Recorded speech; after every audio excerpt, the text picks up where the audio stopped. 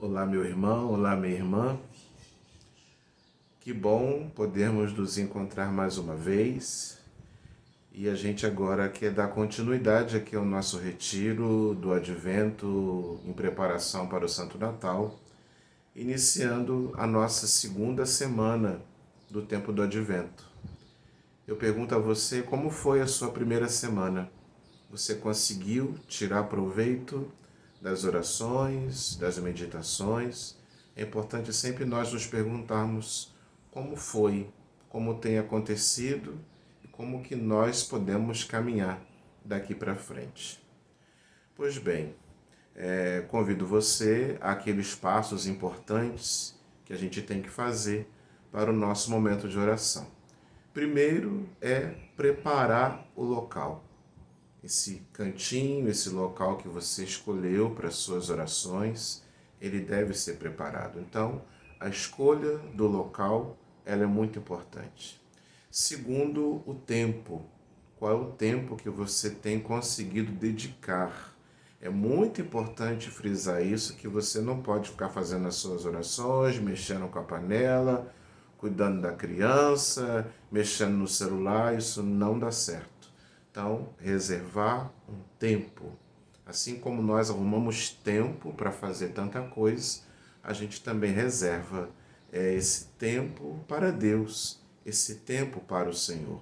É a segunda coisa, né, que nós temos que aqui escolher. O local, o tempo, isso tudo é muito importante. E a gente então se dispõe para esse momento de oração. A gente precisa, antes de começar a oração, separar o texto bíblico para aquele momento de oração.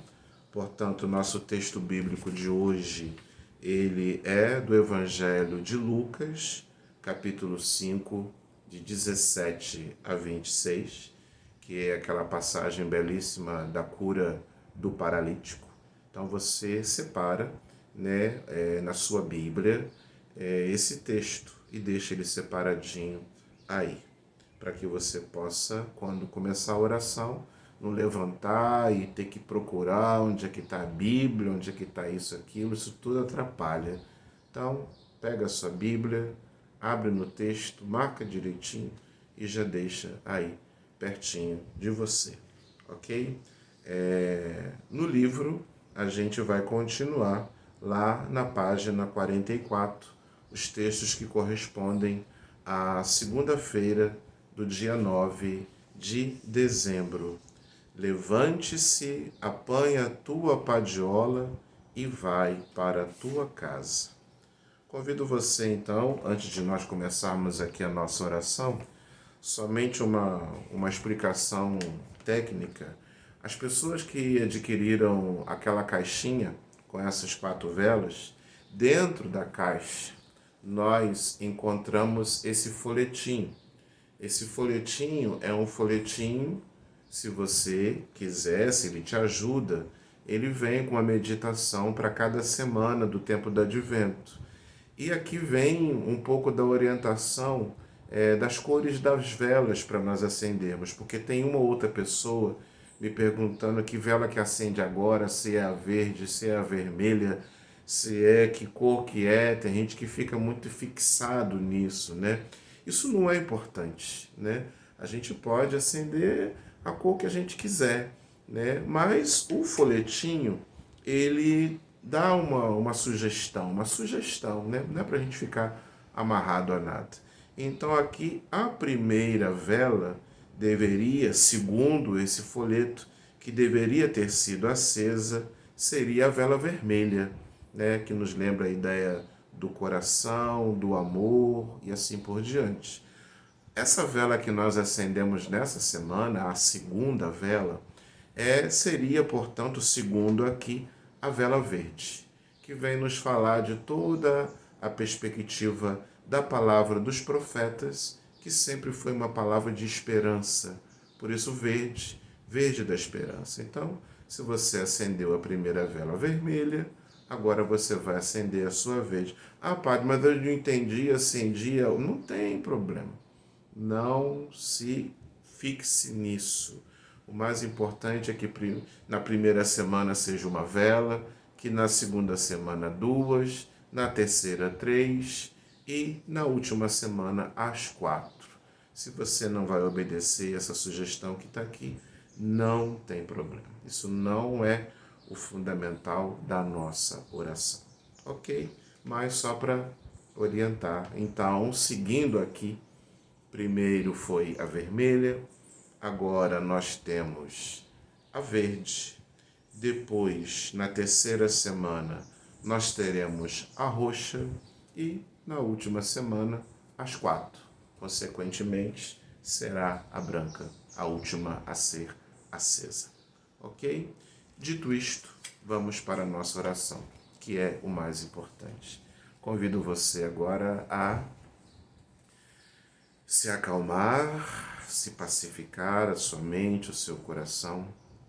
Tome aí algumas respirações mais profundas, procurando tomar consciência do seu corpo, da postura que você escolheu. Estava tentando lembrar os 3 pontos, quando eu falei no início fugiu esse terceiro. É o local para escolher, né?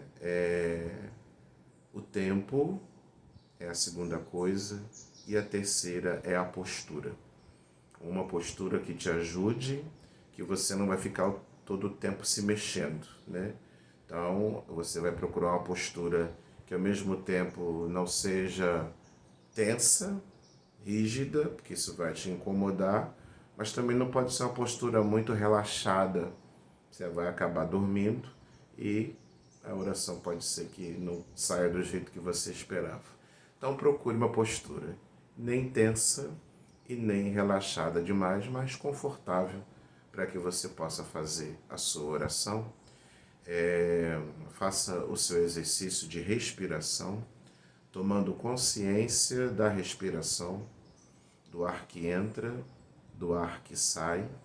Se isso te ajuda, pode fechar seus olhos ou simplesmente fixá-los em algum ponto, descansar o seu olhar na imagem, na vela, em algo que te ajude a concentrar-se nesse momento. E tomando consciência da presença de Deus, de que você se dispôs nesse tempo a se colocar diante da presença do grande mistério da Santíssima Trindade, é que nós traçamos sobre nós o sinal da cruz. Em nome do Pai, e do Filho, e do Espírito Santo. Amém.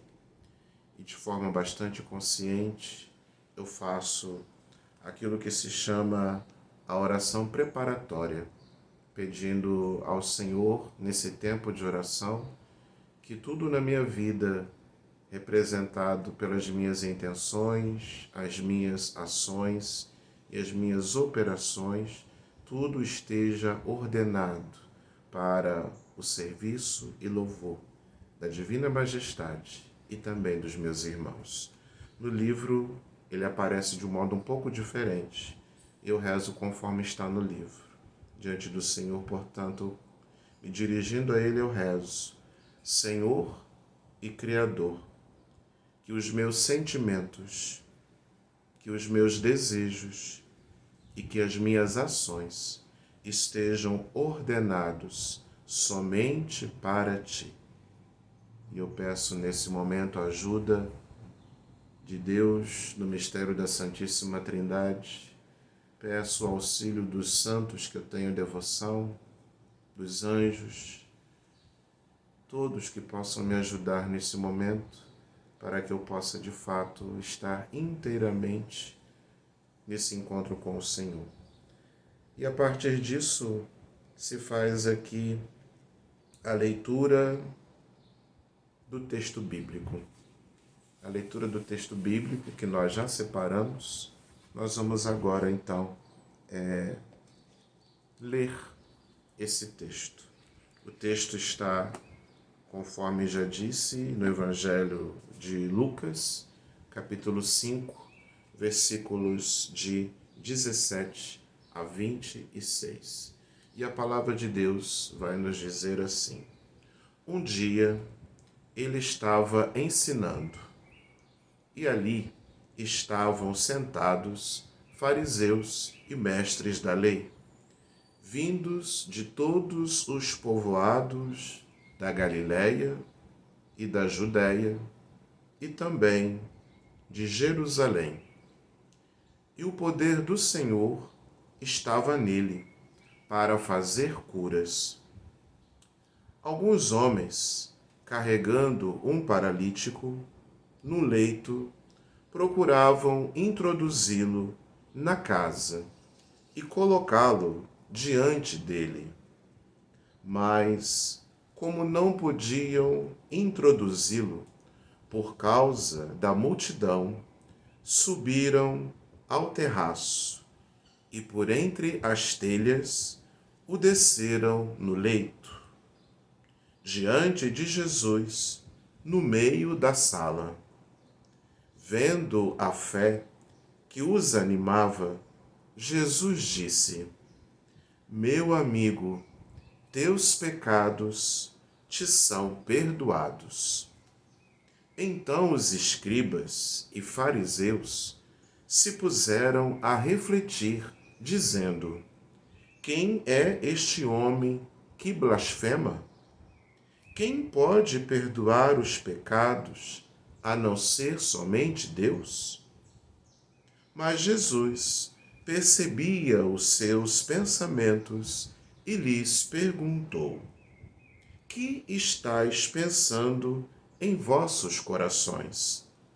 Que é mais fácil dizer: Teus pecados te são perdoados? Ou levanta-te e anda? Pois bem, para que saibais que o Filho do Homem tem poder na terra para perdoar os pecados, eu te ordeno, disse ao paralítico: levanta-te, toma o teu leito e vai para a tua casa. E no mesmo instante ele se levantou diante de todos, tomou a sua padiola e foi para casa, glorificando a Deus. Todos ficaram extasiados e glorificavam a Deus, cheios de temor, diziam: Hoje nós vimos coisas prodigiosas. Palavra da salvação, glória a vós, Senhor.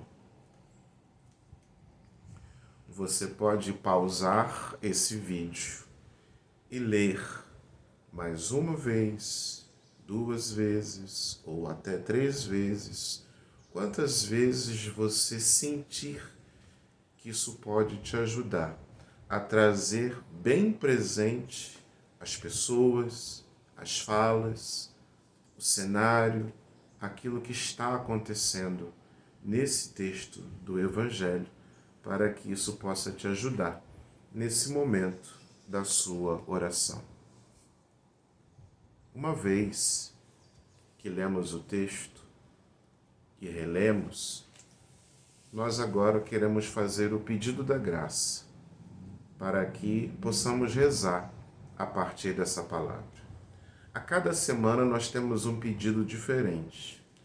O pedido, portanto, da graça que queremos alcançar nessa segunda semana é: Senhor, dê-me a graça de não ser surdo, ser surda à sua voz e de me deixar converter por sua bondade. Portanto, diante dessa palavra é que eu peço: Senhor, dê-me a graça de não ser surdo, não ser surda à sua voz e de me deixar converter pela sua bondade. Agora nós vamos contemplar esse texto do Evangelho. Primeiramente, nós queremos contemplar as pessoas que estão presentes nesse texto.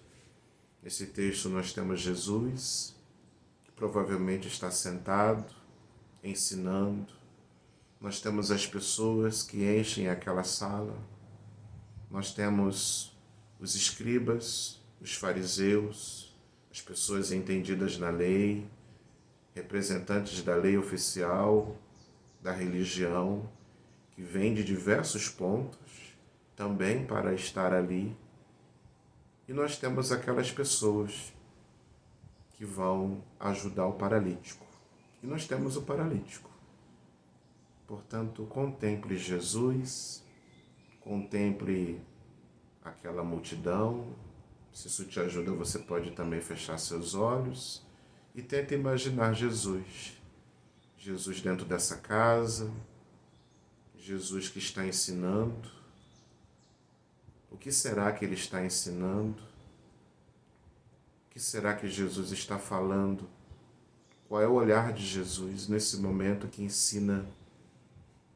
Qual é a postura dessas pessoas que estão nessa sala, tão próximos, tão agarradinhos uns dos outros? A sala está cheia, estão todos de pé, estão sentados, estão bem agarradinhos uns dos outros. Contemple os olhares dessas pessoas, contemple quem são essas pessoas, como que elas olham para Jesus, como que Jesus olha para elas. O que será que tem no seu coração? Quais os seus anseios? O que os levou a estar até ali? Como que a palavra de Jesus chega àqueles corações, àquelas vidas? E contemple para o lado de fora aquelas pessoas, aqueles 4 que são amigos do paralítico e que compreendem que Jesus pode curá-lo e querem fazer o paralítico chegar até Jesus. Contemple a sua dificuldade inicial de não conseguir fazer o paralítico chegar. Contemple o momento em que eles têm a ideia, a criatividade de colocar o paralítico pelo telhado, abrindo, tirando telhas. Contemple essa cena. Como será que fizeram para que o paralítico conseguisse subir essa maca, essa padiola, por cima do terraço, pelas telhas? Contemple esse esforço, essa insistência. E contemple essas pessoas que vão observar uma movimentação no telhado, um buraco que se abre, e de repente uma pessoa que está ali a descer. Contemple a atitude de Jesus ao ver tudo isso, ao ver tamanho esforço dos amigos do paralítico. E esse paralítico que agora está diante dele, diante do povo. Qual é a reação das pessoas? Contemple isso. Qual é a reação de Jesus? Qual é a reação daqueles 4 que conseguem fazer com que o paralítico chegue até o Mestre? Jesus se aproxima, Jesus observa aquele esforço, contempla as palavras que Jesus diz para aqueles 4, vendo a fé deles e aquilo que diz ao paralítico: teus pecados estão perdoados. A reação do povo que deve estar encantada diante daquilo que Jesus está fazendo. Perceba os olhares de reprovação dos líderes religiosos que condenam e chamam a Jesus de blasfemo, porque ele não pode perdoar pecado, somente Deus, e não conseguem reconhecer que ele é filho de Deus. Com que olhar me identifico mais? Com o olhar da lei que reprova, é um blasfemo, ou com o olhar da multidão que se encanta diante das coisas prodigiosas que Deus é capaz de fazer no seu Filho amado?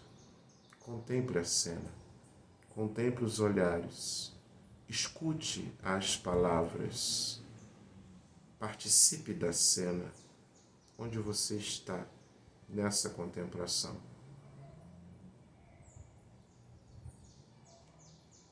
Observe quem são as pessoas que se encontram nesse local, pessoas que admiram Jesus, mas também aquelas que estão ali para colocar obstáculos às necessidades das pessoas, até de Jesus, desacreditam da palavra de Jesus.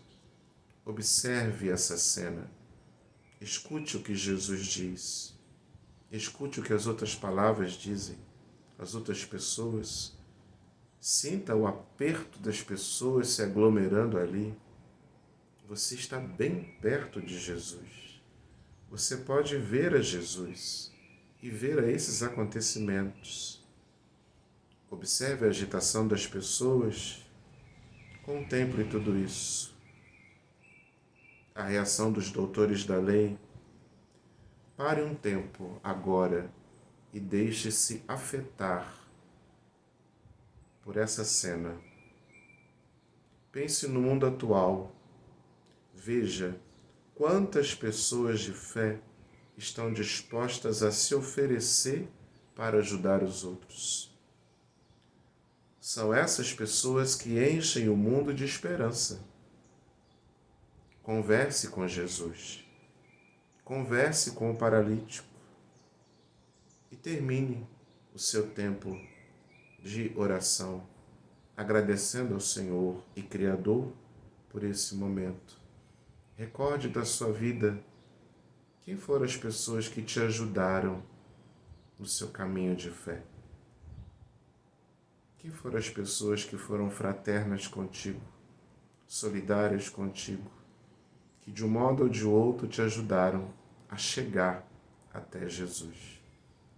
Muitas das vezes nós somos esse paralítico e precisamos que os outros nos ajudem com sua criatividade a chegar até onde está o Senhor, para que Ele nos cure, para que Ele possa dizer a nós, como disse ao paralítico: levanta-te, pega a tua cama e vai-te embora para casa. Recorde essas pessoas, recorde a ação de Deus e agradeça.